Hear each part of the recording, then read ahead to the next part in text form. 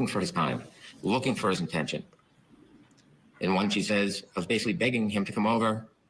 Do you like me? Come over to my house. There are text messages talking about Mr. Higgins not having enough time for her. So there is a flirtatious relationship between the two of them.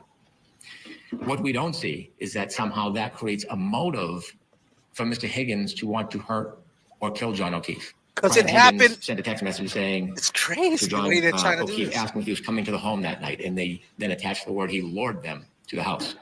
I mean, we do look at this evidence not in a vacuum, but logically and realistically. Not knowing that Karen Reed was not going to come in when they arrived at the house, is it reasonable? Is it rational? Is it lucid to think that that Mr. Higgins was inviting them both over to the house, not knowing only one of them would get out of the car? He didn't know, you fucking idiot.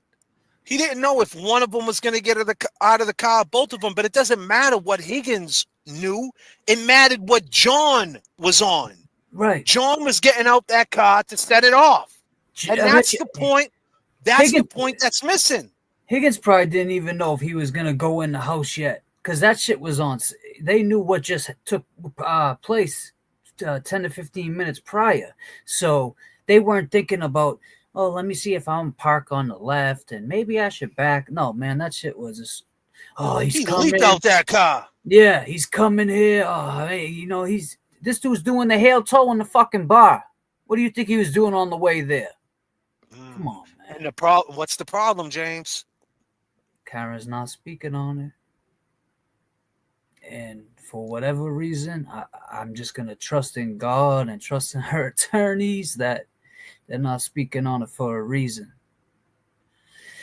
That's all, man. Because they're making it seem like, oh, they pulled up and everything was cool and they got out the car, and why would, right when he walked in, because it happened fast.